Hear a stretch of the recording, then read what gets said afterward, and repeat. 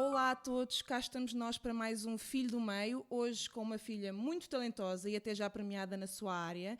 Vamos já contar-vos tudo isto. Temos então connosco a Leonor Bettencourt Loureiro, que entre brincadeiras com as suas bonecas e uma imaginação fértil, viu nascer um gosto enorme pela imagem e por contar histórias.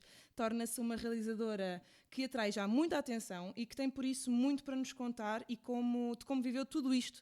Por isso vamos a isso. Bem-vinda, Leonor. Olá! Olá, Bárbara. Então, como é que tu estás? Está tudo bem? Já. Going back to normal, kinda.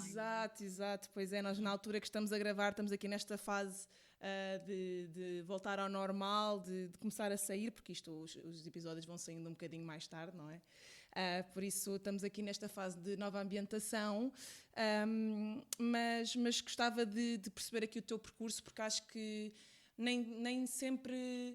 Não é bom falar só das dificuldades, também é bom falar de casos de sucesso, que eu acho que no teu caso é bom de perceber como é que as coisas podem evoluir para um bom rumo e para o destino que nós ambicionamos na altura, enquanto jovens criadores e estudantes, e perceber como é que vocês vivem tudo isso e como é que é o processo todo.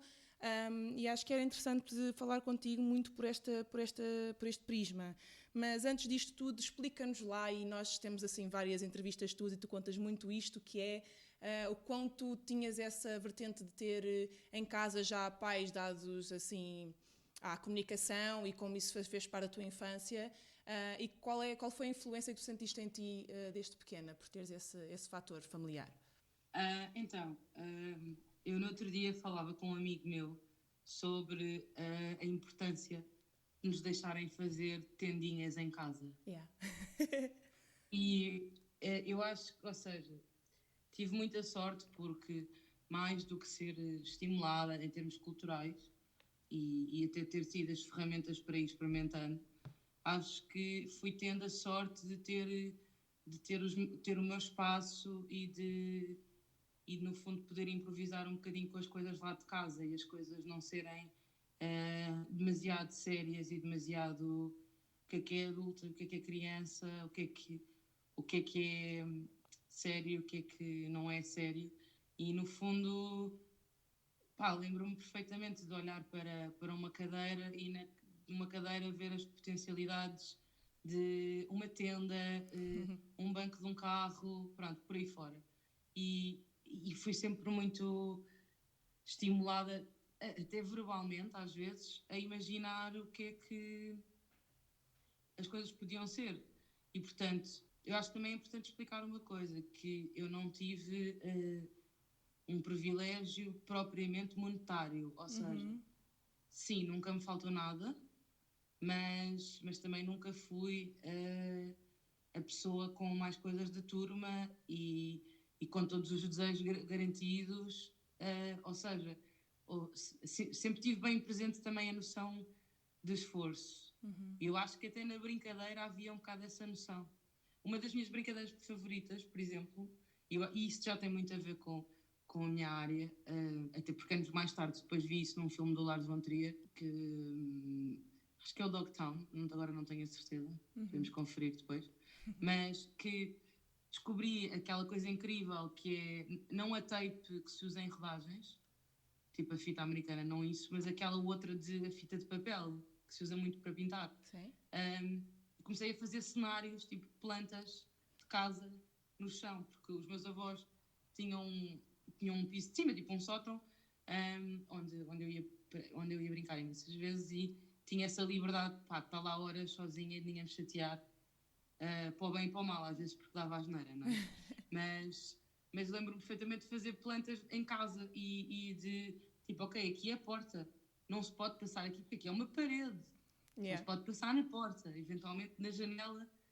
E eu acho que tinha mesmo desenvolvi muito cedo uma capacidade de visualização muito grande, mais do que propriamente ter os brinquedos, as câmaras, o que quer que seja. Acho que foi muito sobre aprender a olhar para as coisas de outra maneira e nas suas potencialidades máximas, e acho que a ferramenta mais importante é mesmo a imaginação.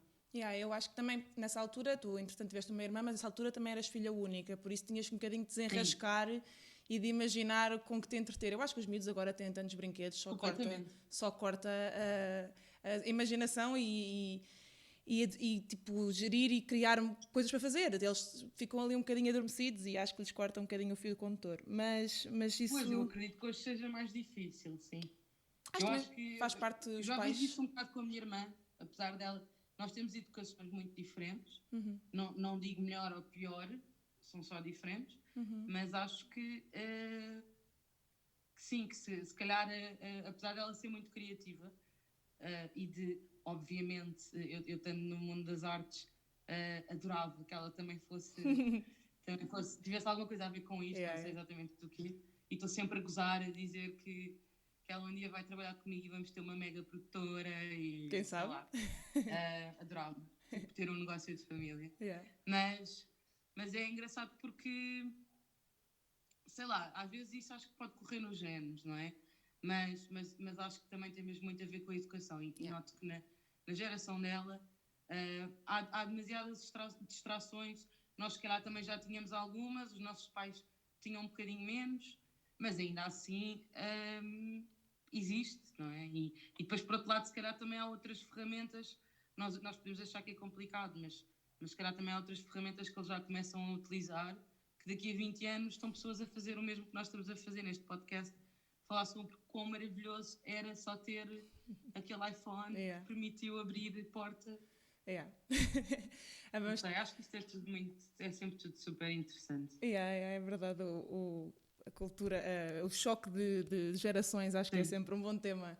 Então, e conta-nos lá como é que tu passaste, entretanto, o que é que te fez? Foi quase um passo lógico e para a arte, então? Nunca pensaste outra coisa? Não, sei lá. Estou a tentar pensar qual foi, porque óbvio que nós passamos por várias fases e várias profissões, sei lá. Eu acho que o mais fora que posso ter... Olha, quando fui para António Arroio, achava muito que queria ser designer de automóveis, porque o meu pai tem uma revista já com 30 anos, que é a revista Todo o Terreno. Ele é assim um dos especialistas em todo o terreno em Portugal e eu cresci a andar de jeep também num bocado de um lado para o outro e enjoava imenso, gostava muito daquilo e lembro-me de pensar imenso da vida, olhar para a janela, tipo, em sítios super contemplativos e não sei o quê, mas enjoava muito. Só que gostava mesmo da beleza daquilo tudo à volta. E comecei a desenvolver um bocado esse gosto, mas depois quando cheguei à Arroio, aquele 10º ano acho que é ótimo para misturar um bocado as ideias para toda a gente, não é? E percebi que queria fazer tudo e mais alguma coisa. E a única maneira de eu fazer tudo e mais alguma coisa era ser especialista em coisa nenhuma. E eu acho que isso é um bocado ser realizador, ou escritor, ou sei lá, é por aí. E foi um bocado, um bocado por aí que nasceu a... E escolheste na altura cerâmica e até depois também seguiste depois Belas Artes em escultura. Era porque tu gostavas de trabalhar com as mãos? Gostavas de trabalhar com o material? Sim. Olha, uma coisa que eu tenho mesmo muita facilidade, sempre tive, sempre tive aquele cantinho do barro em casa e tal, aquelas coisinhas pequeninas que se compra no supermercado e tal. E eu acho que, a certa altura, eu acho que falei disto agora há pouco tempo, por acaso, publicamente, porque agora já me estou a cagar e se a pessoa tiver a ouvir, fuck you. Mas eu não fui para a Escola Superior de Teatro e Cinema por causa de uma pessoa. Okay. E eu, por simplesmente, achei que podia desviar-me do meu caminho porque o caminho ia acontecer na mesma. E então preferi manter-me em escultura. Na Arroio foi uma coisa consciente, foi. Primeiro foi, agora que já descobri o que é que quero, acho que posso explorar outra coisa, porque é cedo demais e isto vai lá parar. E eu tenho exemplos, por exemplo, a minha mãe tem a vertente mais académica e o meu pai tem a vertente mais empírica. Portanto, eu também tinha 2 exemplos de... Não tem propriamente a ver com o currículo de académico que tu tens, tem muito mais a ver com o trabalho que se faz, com as ligações que se criam, etc. Portanto, de certa maneira estava assim um bocadinho relaxada em relação a isso. Mas depois escolhi não ir para o curso de cinema por causa de uma pessoa na Arroio. E como essa pessoa foi para a faculdade que eu queria ir, decidi não ir para a faculdade. Ai, meu Deus. Mas obrigada, porque correu tudo bem. Mas sabes que isso é... Para essa pessoa não, Carmen is a bitch. Não, mas é que isso é uma coisa. Já eu também falei com outra colega nossa também da Arroio, a Inês, e ela também, no caso dela, ela não entrou na faculdade um ano, não conseguiu com os exames, e ela diz que foi a melhor coisa que lhe aconteceu. Por isso às vezes esses, tipo, quase pedras no caminho, são tipo o melhor que nos acontece. Não parece na altura, mas acontece bastantes vezes esse tipo de coisas. Como nós depois damos a volta à questão. Eu, por outro lado, fui um bocadinho ao contrário de ti. Eu entrei na Arroio a querer audiovisuais, fiz audiovisuais, segui audiovisuais e a partir daí desinteressei-me. foi completamente diferente. Então, quer dizer, quando acabaste aqui as Belas Artes, quando seguiste... Não, eu acho que tu fizeste as Belas Artes e a Restart... Eu não acabei. Pois, foi ao mesmo tempo, não foi? Imagina, Belas Artes, eu já estava a tentar endireitar mais ou menos o caminho, ainda que mais ou menos paralelo. Porque fui para um curso que na altura era muito novo, nem sei se não era tipo o segundo ano do curso, Arte e Multimédia. Só que não entrei por uma décima, foi mesmo assim uma coisa ridícula. Era 17.1, eu tive 17. Pá, isto foi dramático, porque eu senti que todo o esforço não tinha servido para nada. E tu andaste no mesmo liceu que eu, sabes a quantidade de apelos que nós tínhamos e desvios. Eu orgulho-me de ter estado sempre super focada e ter conseguido separar muito bem o que era sexta-feira e Boca do Inferno e Bairro Alto e o que era intervalo para descansar de escolas, não era propriamente para ir beber e fumar ganzas e coisas do género. E até porque, eu acho que nós andávamos numa escola tão incrível que às vezes só me dá vontade de ir para a escola outra vez. Tipo, eu tenho mesmo pena que muita gente não tenha conseguido perceber isto na altura e desfrutar ao máximo. Porque não era uma obrigação. Nós éramos uns sortudos do caraças que entraram naquela escola que muita gente não entrou. Eu conheci, talvez um bocado por isso, porque eu fui conhecendo muita gente que não entrou, não foi aceite. Então eu sentia-me tipo, fogo, man, estou aqui, tenho que dar tudo, há tempo para fazer isto, não é preciso ser agora. Mas, então quando de repente não consigo entrar no curso que eu quero, com as notas que eu tinha, foi do género, ok, a vida não recompensa, pronto, isto não faz tudo muito sentido, numa fase assim meio nihilista quase, mas estive lá 6 meses em escultura, foi o curso logo a seguir que entrei, e que era uma mudança drástica, era de uma média de 17 para 14. E atenção, não que eu seja propriamente a favor desta coisa de segmentar as pessoas por níveis e que isto também é assim uma coisa um bocadinho desatualizada.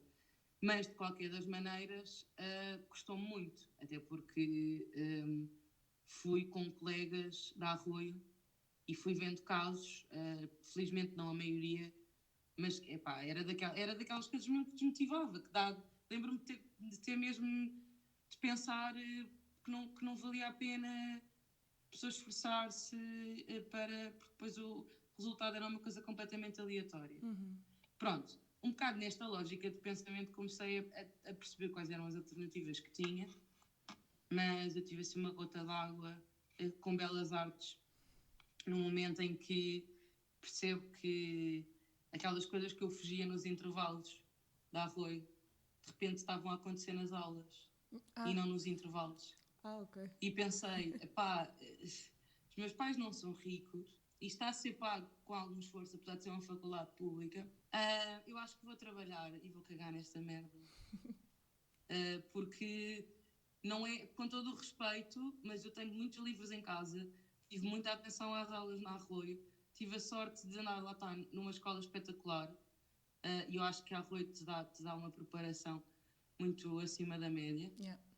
E já tinha bagagem suficiente para se calhar continuar por mim com motivação.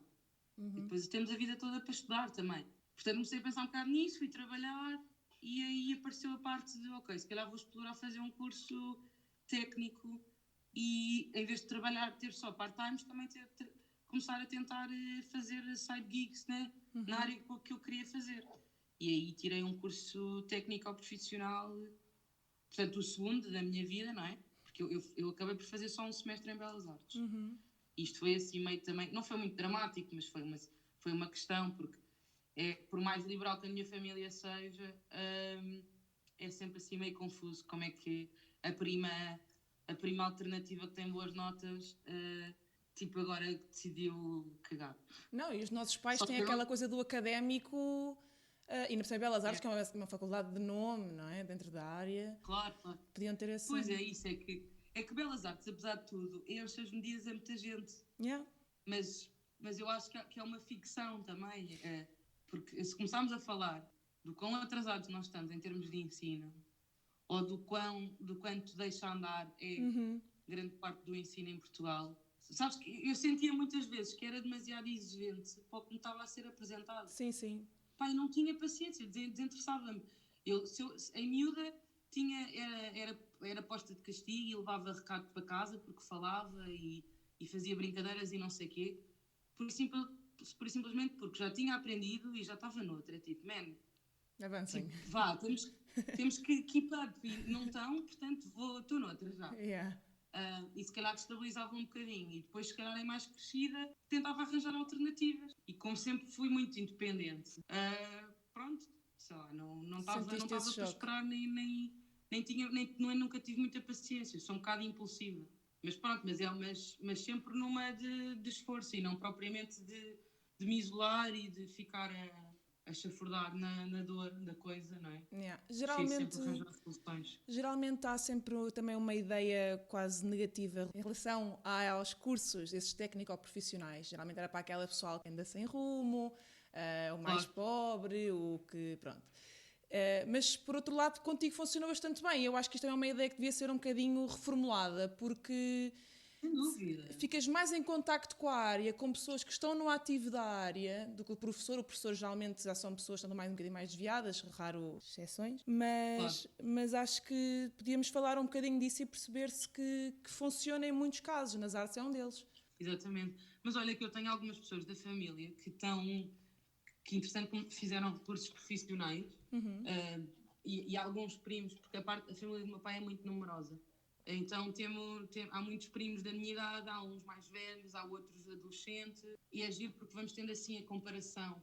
E eu noto que os que são adolescentes agora, ou que estão quase para a faculdade, ou coisas do género, ou que já foram, parece que hoje em dia já não há tanto preconceito, porque, e mesmo pensando noutros casos mais próximos de mim, já começa a diversificar muito. O que também é bom, está a haver algum tipo de melhoria. Parece-me que já não é só visto para os casos que tu dizias, de pessoas desfavorecidas e sem rumo, e pronto, é uma maneira fácil de acabarem isto e terem pelo menos a escolaridade obrigatória. Mas eu acho que sim, acho que a coisa está a diversificar um bocadinho. Mas parece-me que também tem que ser feita algum tipo de campanha em relação a isso, que não está a ser muito. Não sei se os cursos são mais caros e então é mais difícil de promover por aí. Não sei se não é da opinião pública que isso deva ser muito explorado para não dar muitas ideias, não sei o que é. Mas eu tenho visto casos de sucesso muito generalizados. Até porque depois também há uma... Isto é uma coisa que eu só tenho vindo a aprender agora.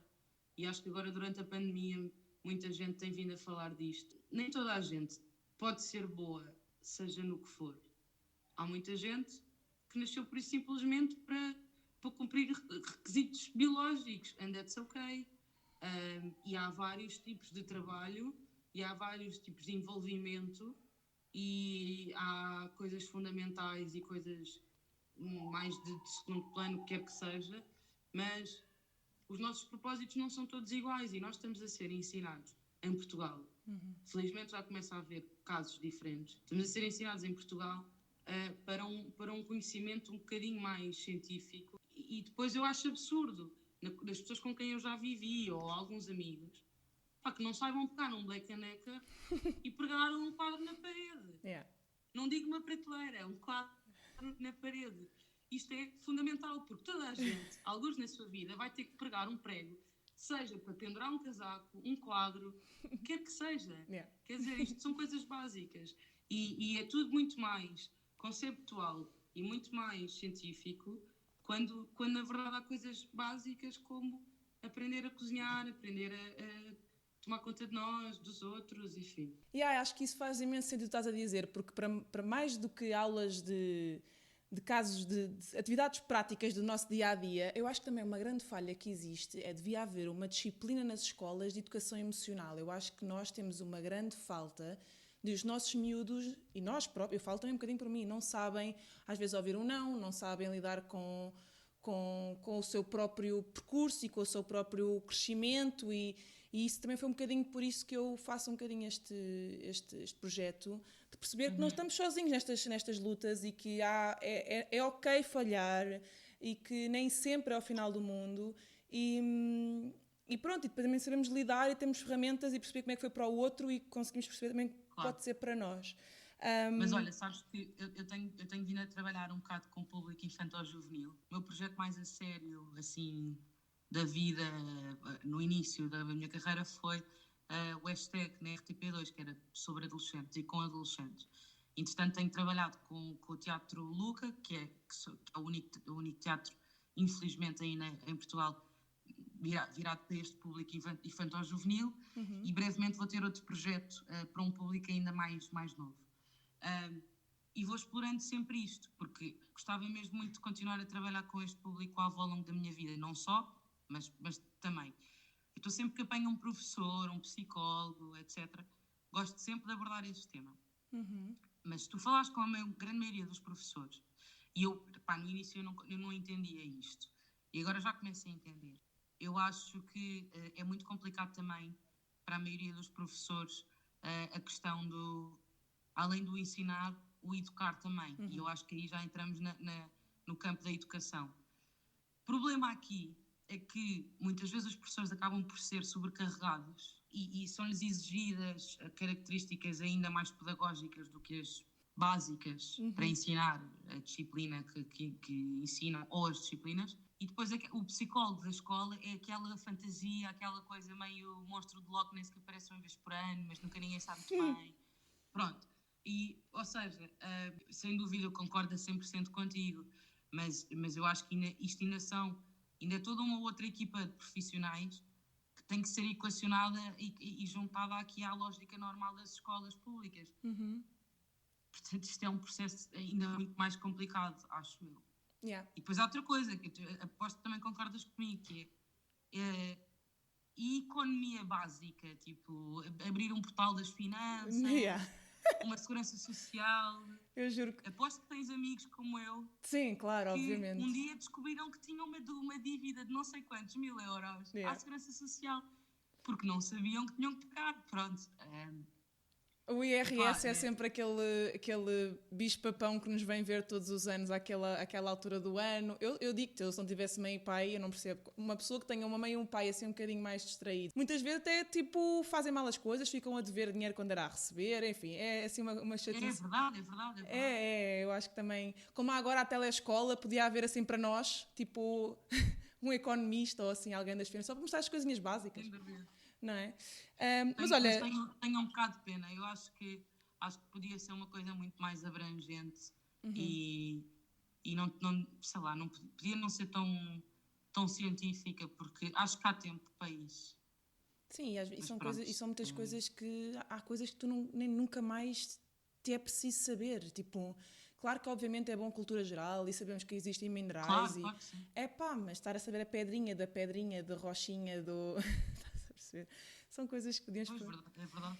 Mas olha, agora tocaste aí num ponto que eu também ia tocar um bocadinho mais à frente da nossa conversa, mas acho que até podemos pular para lá.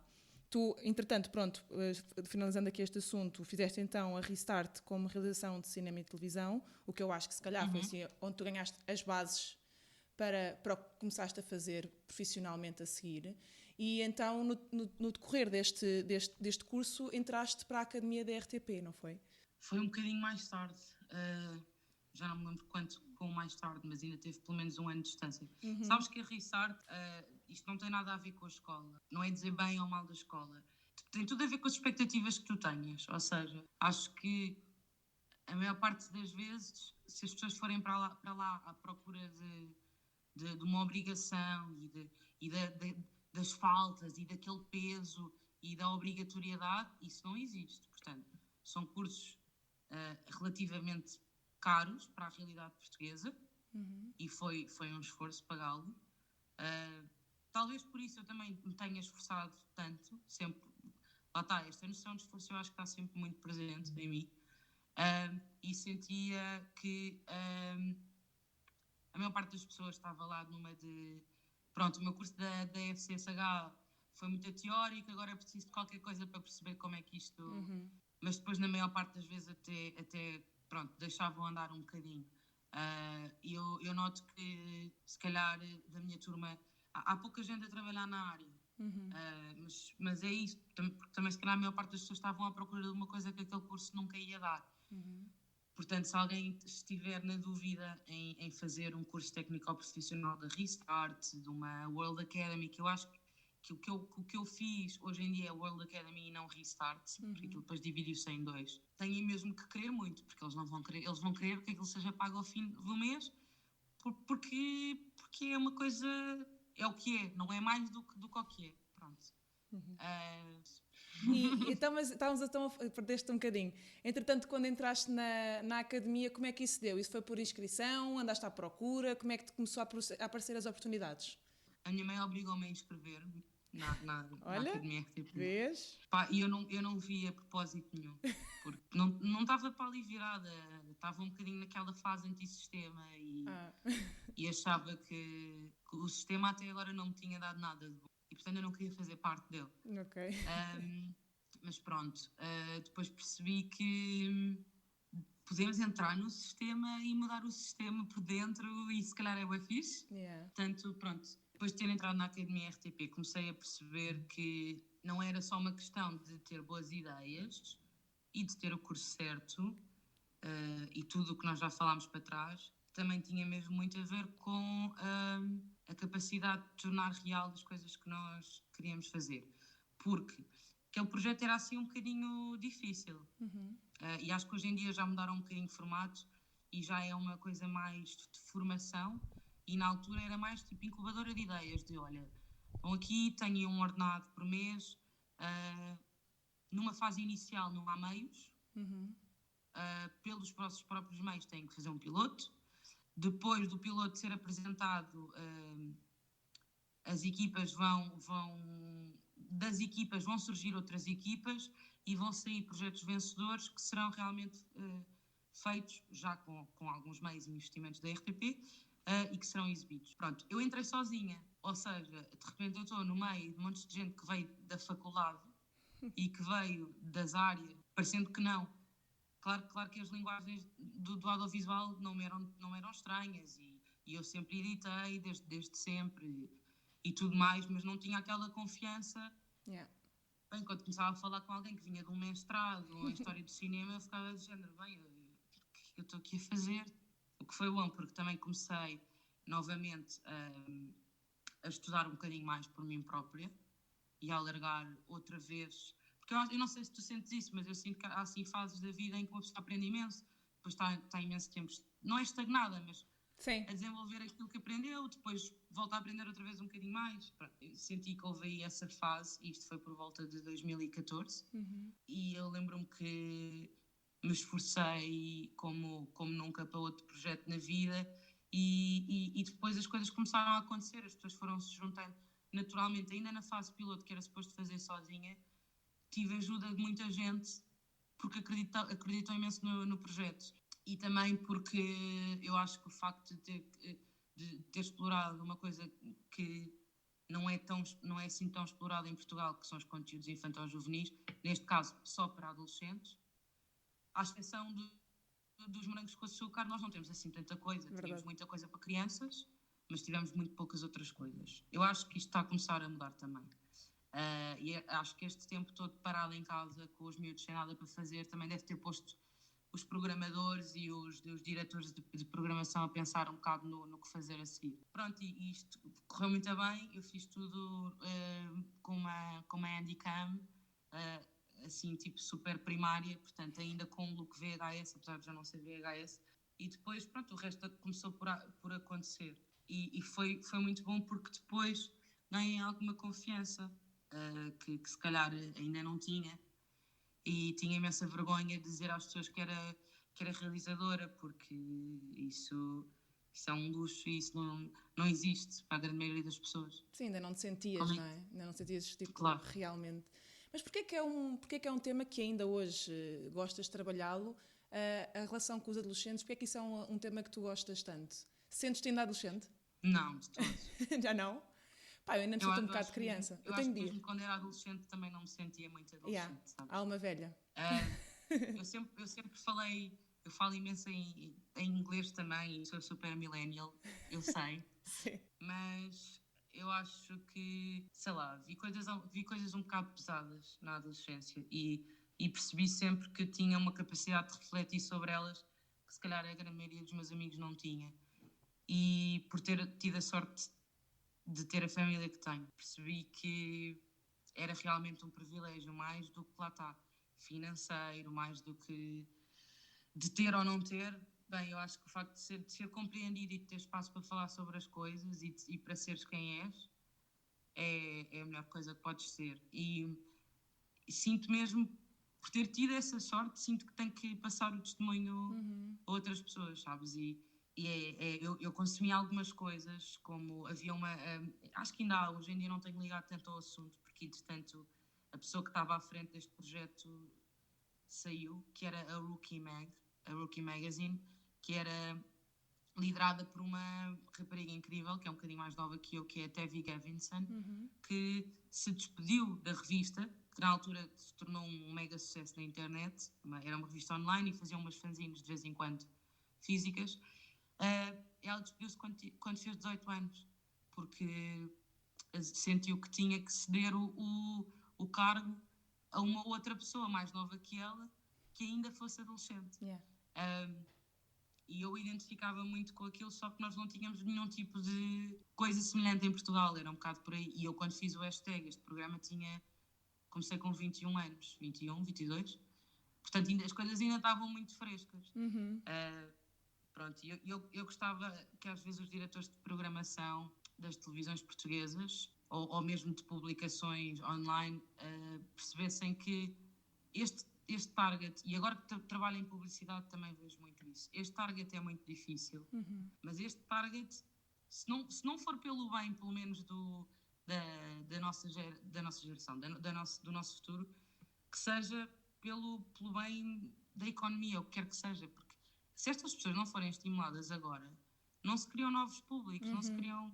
Acho que há uma maneira positiva de conduzir os adolescentes, não é só meter na cabeça de não, isto é muito difícil comunicar para este target, não vale a pena, vamos ignorar aqui esta faixa etária, há o antes e o depois, a partir dos 18 já é fácil, antes disso até aos 12 é ok, agora ali aquele meio termo, ai não, isto é muito difícil, não nos vamos estar a chatear. Quando é só a altura mais importante, porque a nossa personalidade está formada muito antes, aos 4 anos, mas eu acho que o professor certo pode mudar o percurso da tua vida. É verdade. E isso vai ser na adolescência. É verdade. Pronto, e quando digo isto, digo em relação a drogas, digo em relação à motivação, digo em relação à violência. Sim. You name it. Faz falta comunicar com esse tipo de faixas etárias. Eu também fiz um bocadinho isto a pensar nisso, tipo, eu fiz naquela do... Imagina, eu gostava que houvesse tipo uma rádio, uma revista, um filme, uma coisa qualquer, que me desse feedback às vezes de algumas ideias que eu tinha. Imagina, se eu pensasse, quer ser pintora, como é que é ser pintora? Em vez de ir à net e ver a realidade tipo ilusória do que é ser pintor... ter alguém que realmente passou por isso, olha, não é assim tão fácil, olha, ou é fácil e a realidade é esta, e tudo aí já com mais bases consegues ter essa noção. Eu acho que faz falta essa conversa, quer seja de profissões, quer seja de outras realidades, tu neste caso falas de outras, que eu acho até mesmo essa questão da motivação, disso tudo, eu acho que é super importante e temos um gap enorme de comunicação para essas faixas e por isso é que eu também, como acho interessante isso, por isso é que eu fiz questão de perguntar isto, porque é muito fixe. E nós estamos numa idade que é boa porque ainda não somos demasiado velhos para eles, ainda estamos ali perto, ainda dizemos bué e tipo, e não é constrangedor. Exato. Quer dizer, eu acho que às vezes já sou um bocado para a minha bela, já fiquei tipo, mana, Não, mas isso é a fase em que ela está a passar, é normal. Tu depois então aqui da academia, conta-nos, foste... Antena 3 foi o passo seguinte, não foi? Foi, mas também não foi imediato. Então, mas como é que isto aconteceu? Então, Olhando para trás, tenho tido muito aquela noção de que, da mesma maneira que vou aprendendo em ciclos, vou evoluindo em ciclos.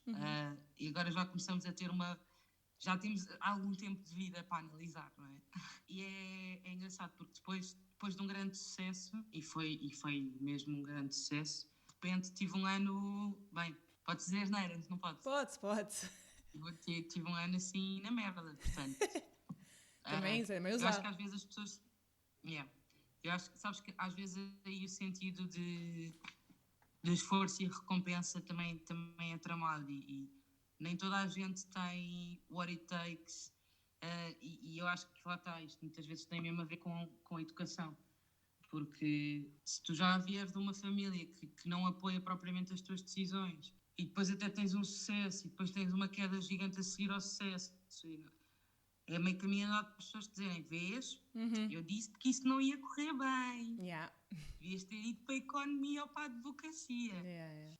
Mas pronto, felizmente não era o meu caso. Mas tive, olha, depois de ter feito um programa para a FTP2, até em fast food trabalhei, portanto, never give up.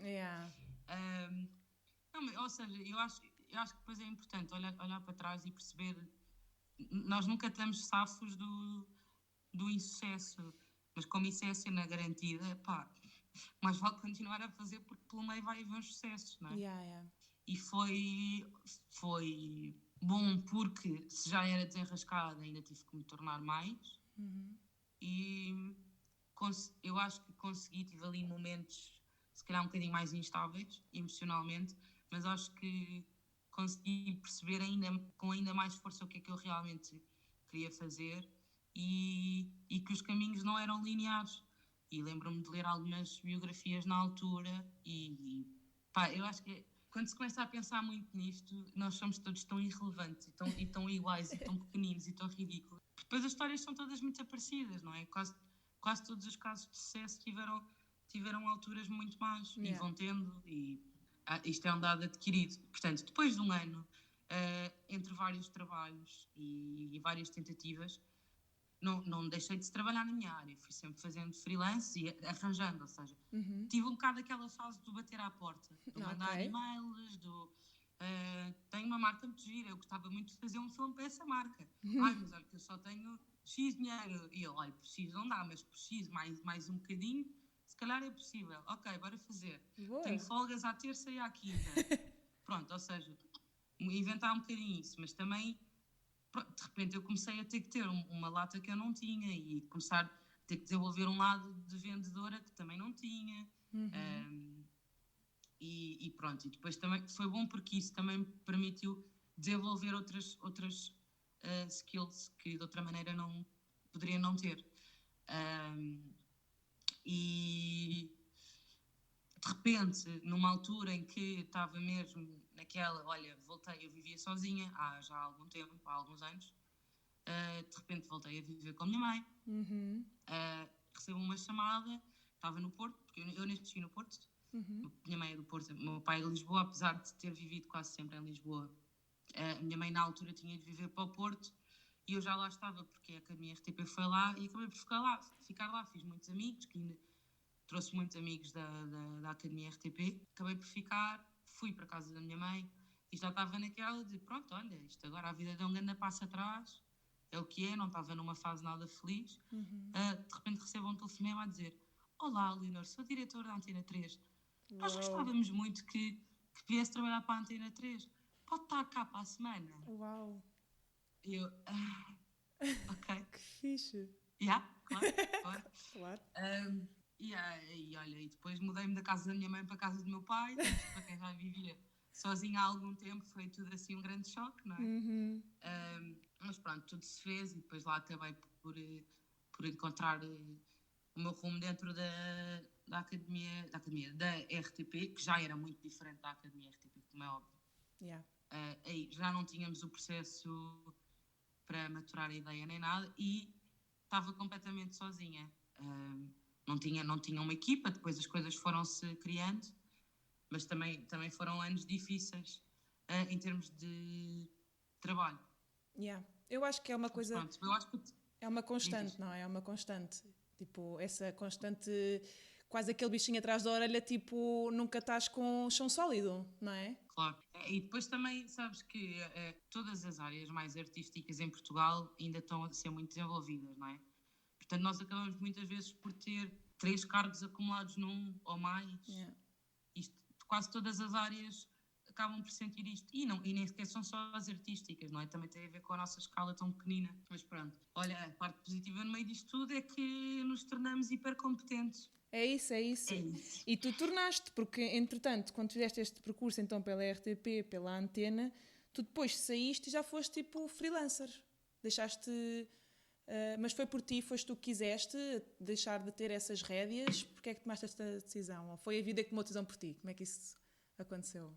Pois, isto é assim um tough subject. Eu estava naquela fase em que estava a começar a perceber, estava a fazer 2 anos da Antena 3 e estava a ter muitas solicitações de fora. Uhum. Nunca parei de fazer freelance, portanto, eu chegava a ter mesmo muitas horas de trabalho. Uhum. E entre isto e vida social e não sei o que mais, comecei a ponderar até que ponto é que não podia tentar só o freelance, mas ainda assim é sempre muito incerto, não é? Porque podemos ter 6 meses incríveis e depois ter 1 ano sem trabalho. Claro que a tendência depois é começar a melhorar, mas é o que é difícil, não é? Uhum. E tive a sorte de ter um convite para uma produtora, e veio na altura em que eu estava a equacionar tudo isto e pensei, ok, então se calhar ainda não é bem o freelance, se calhar experimentar aqui uma outra vertente. Já experimentámos o serviço público, foi fixe, tipo, super essencial. Yeah. Acho que é, sem dúvida, a empresa à qual eu mais me vou querer associar na vida em Portugal é o Grupo RTP, porque eu tenho mesmo este apelo do bem comum e de... Acho que as coisas também têm que ser úteis, porque há espaço para fazer arte, mas depois também há um dever cívico que eu sinto que na RTP é sempre equacionado. Nenhuma decisão é tomada na RTP sem pensar no peso que isto possa ter para o outro lado. Não é só entretenimento, nunca vai ser, nem é só informação. Pronto. E fui experimentar então publicidade, que era uma coisa da qual eu sabia zero, porque apesar de ter feito sempre na mesma, eram coisas muito artesanais, de eu acho que sei como é que isto se comunica. E depois, como tinha a sorte, lá está, de ter pessoas da minha família que trabalhavam em áreas semelhantes, lá ia tendo assim, tipo, consultores, digamos. Isso é ótimo. Mas no fundo isto era tudo super empírico. E depois quando fui para essa produtora, consegui perceber, ok, está bem, eu acho que tenho algumas noções corretas, se calhar eu acho que consigo fazer isto como freelance. Cada vez mais é importante para mim seguir alguns códigos que tenho vindo a criar, e isto passa por trabalhando numa área que não é possível ser feita ou que não deveria ser possível fazer sem uma equipa. Eu acho que a coisa mais importante de todas é tratar bem a equipa e zelar pelos direitos uns dos outros. E na altura percebi que conseguia fazer isso melhor sozinha do que naquela equipa. Isso é um grande passo. E pronto, mais uma vez foi um daqueles pontos negativos que tiveram um monte de coisas positivas, muito mais positivas do que na altura eu consegui ver e muito mais positivas do que negativas. Portanto, também é uma questão de tempo às vezes para conseguirmos olhar para trás e perceber isto, não é? Mas tem sido um bocado assim. Tu, pronto, enquanto freelancer, para quem não conhece o teu trabalho, tu incides mais assim em curtas, videoclipes, tem sempre essa questão da música também muito presente, também fazes trabalhos assim, umas participações como DJ, também isso é importante para ti. A minha pergunta, também fazes questão na vertente de moda, a minha pergunta era, tu consegues escolher, consegues sempre escolher as áreas onde queres trabalhar, ou seja, não há aquela coisa de tens períodos que está a tão pouco trabalho que tens que aceitar uma coisa que normalmente não seria uma coisa que te identificasses tanto, ou consegues ir sempre selecionando as áreas onde queres trabalhar e com quem queres trabalhar?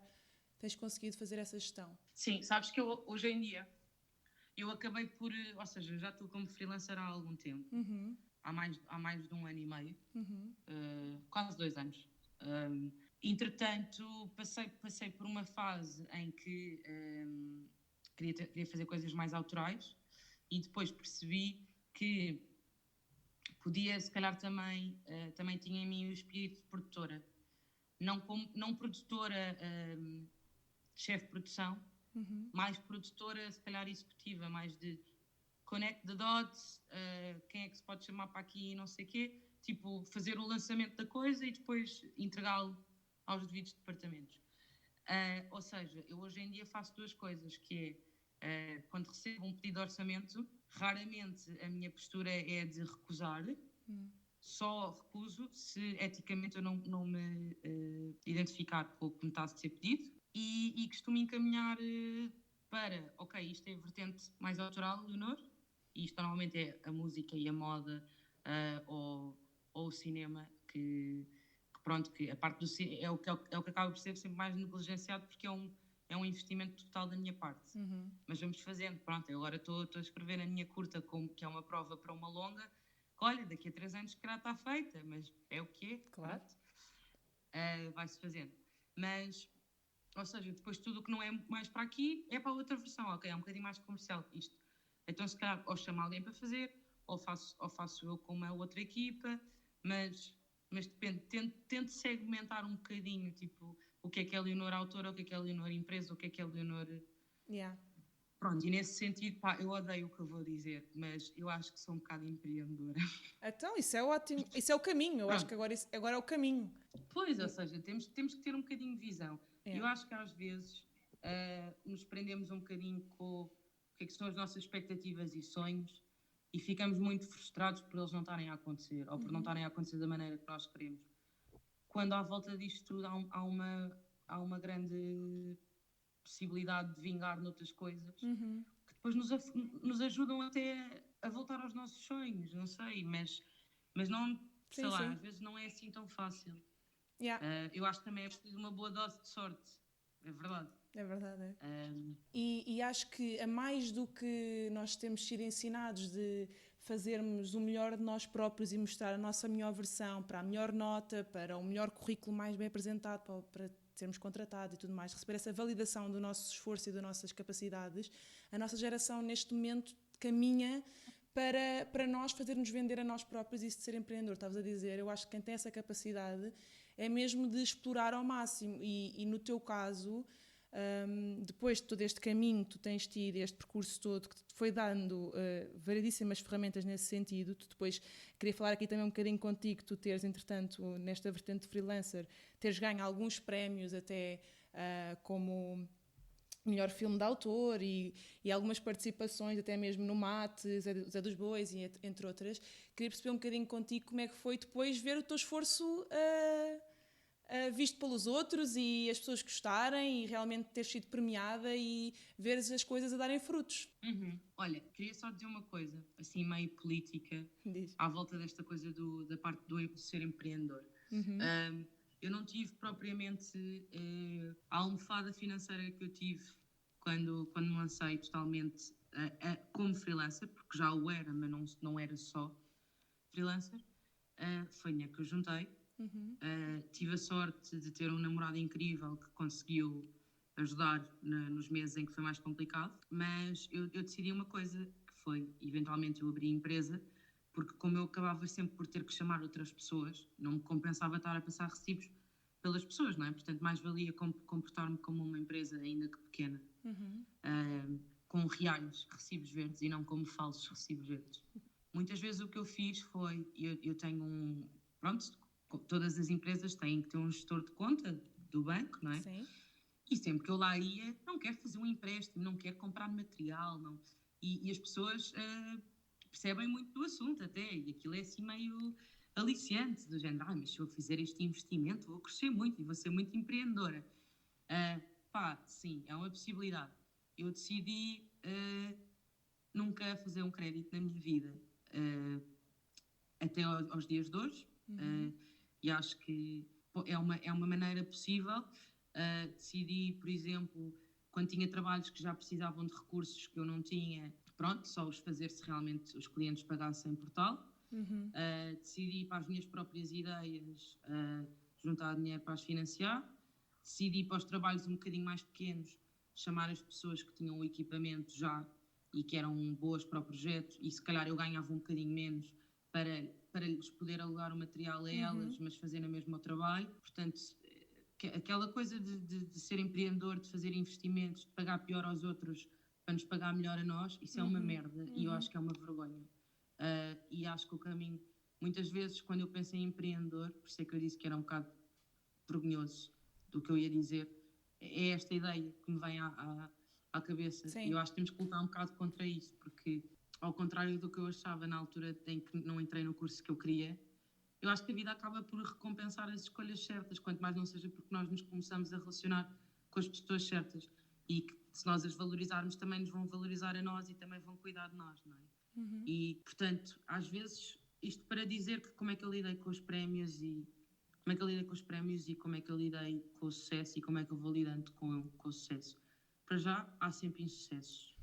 Há muita coisa que as pessoas não chegam a saber, não é? Yeah. E nós, a nossa fotografia gira, ou o nosso story incrível, ou a nossa conversa ótima, às vezes é só a ponta do iceberg, não é? E o resto está para baixo. O que é bom, porque acho que também nós temos que ter noção do que é que temos que gerir informação, que informação é que nos pode prejudicar e que informação é que nos pode ajudar. Portanto, acho que isso é muito importante, principalmente num momento em que as redes sociais são essenciais. E eu acho que é preciso ser aqui uma espécie de matemática em que temos que ser verdadeiros, mas também temos que ser inteligentes e temos que ser os nossos próprios estrategas, não é?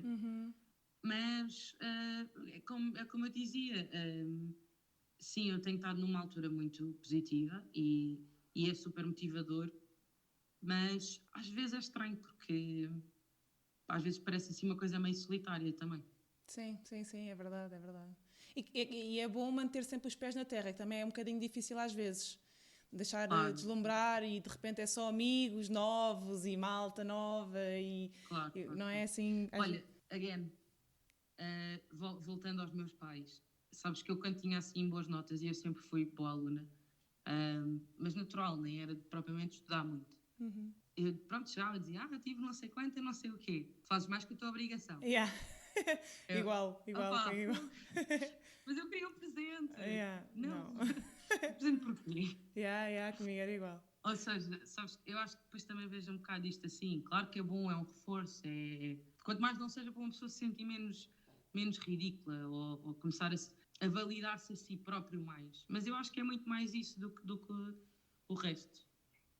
E o que estavas agora a falar da importância das redes sociais e da gestão da nossa imagem, do nosso trabalho e de como vendê-lo e de como apresentá-lo, tu fazes isso bastante bem. Eu sigo as tuas redes, já nos conhecíamos e tudo mais, mas acho que consegues chegar às pessoas de uma maneira muito forte e fácil de perceber qual é o teu trabalho, como é que o faço, tem uma estética sempre coerente. Tem uma coisa que eu te queria perguntar, que era a tua bola de basquete cor-de-rosa, que é assim a tua marca, de onde é que isso veio? Mas que é uma coisa que está sempre presente, já ninguém se lembra de ti sem aquele tom Pantone. Yes, consegui! De onde é que isso veio?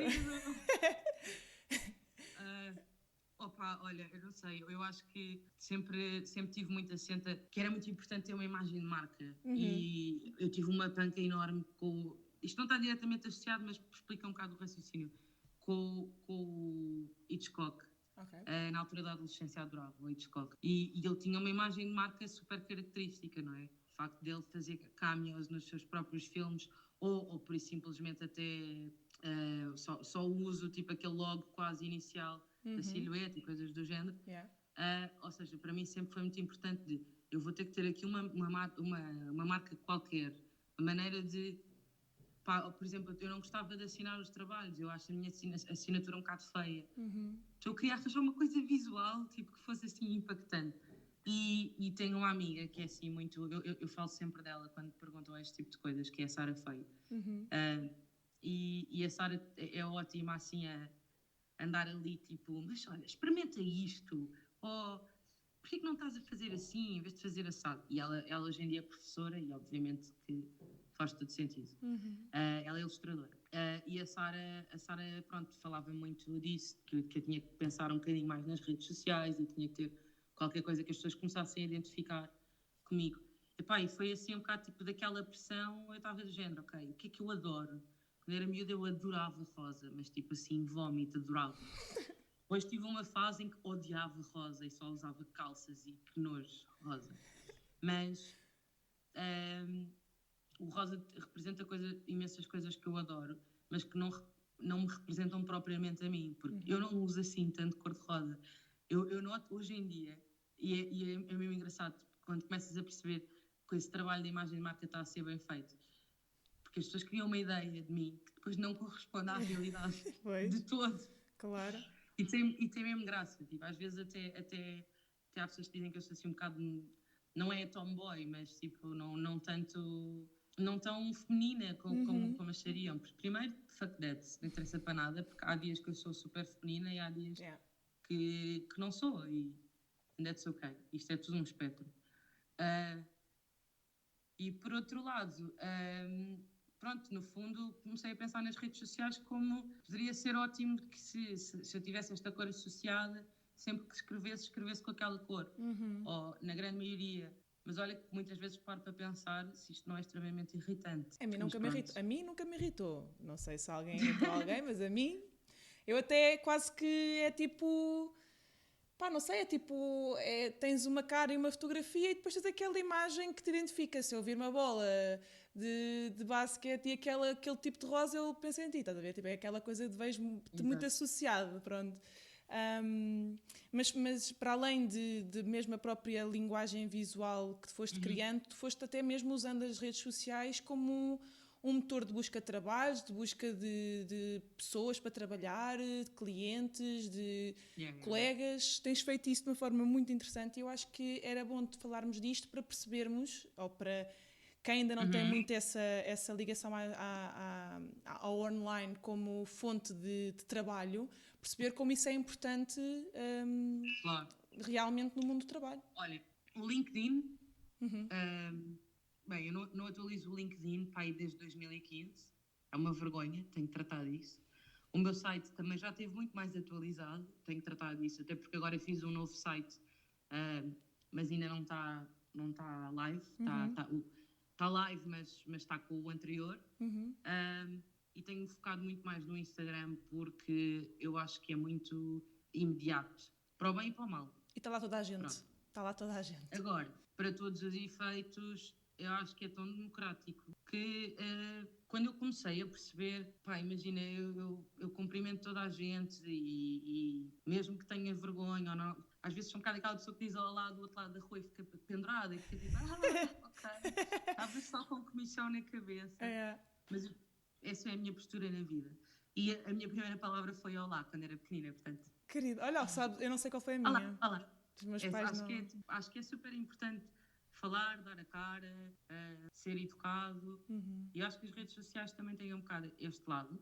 E eu, quando comecei a perceber que estava a falar tranquilíssima com alguém e depois percebo que esta pessoa é diretora de não sei o quê e me está a convidar para uma reunião de não sei o que mais, tipo, ok, note to self, ser sempre bem educado com toda a gente, dar conversa, porque nunca se sabe quem está do outro lado. Se a conversa chegar a um dead end em que é tipo estranho e que te estão a assediar, bloquear a pessoa. Se não estiverem a assediar, vai falando, you never know. Ou seja, depois comecei a perceber que grande parte das minhas oportunidades vinha do Instagram. Depois, obviamente, paralelamente, boca a boca, claro, mas o Instagram tem sido mesmo assim este grande foco. E quanto mais se mexe, mais a coisa mexe sozinha, não é? E eu acho que meio caminho andado também para te apoiarem é mostrares apoio.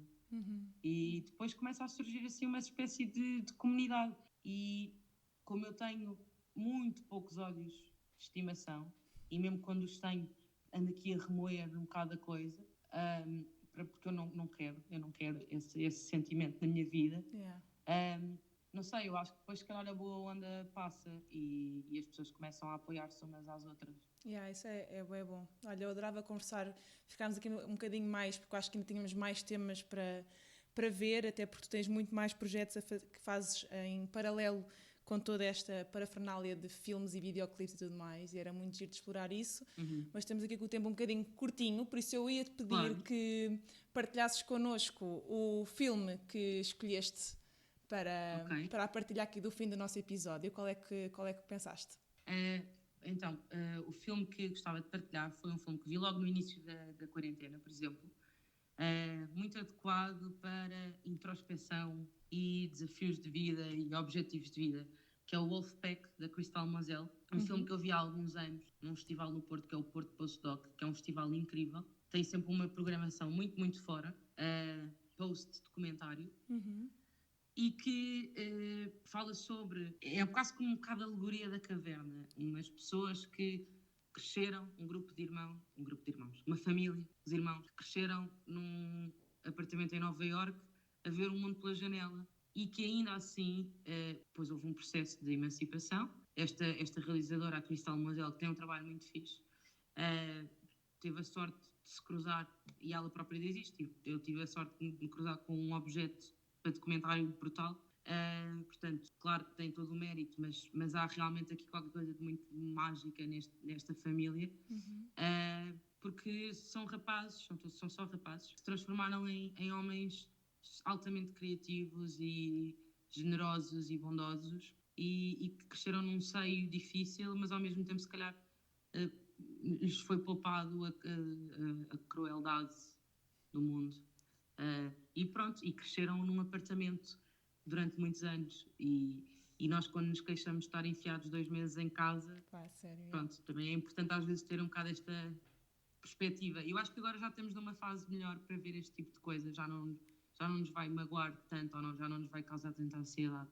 Portanto, acho que é uma boa dica de filme. E também tem a ver com o percurso de vida e o sucesso e o insucesso. Não conhecia, quero ver até porque eu estou nessa fase também. Da Wolfpack. Vai acontecer. Olhem, malta, espero que tenham gostado aqui de conhecer a Leonor. Espero ver-vos para a semana, para conhecermos mais um filho. Leonor, queria agradecer-te imenso. Muito obrigada por este bocadinho, por esta partilha, por esta horinha. Malta, até ao próximo. Muito obrigada e boa semana. Tchau, tchau.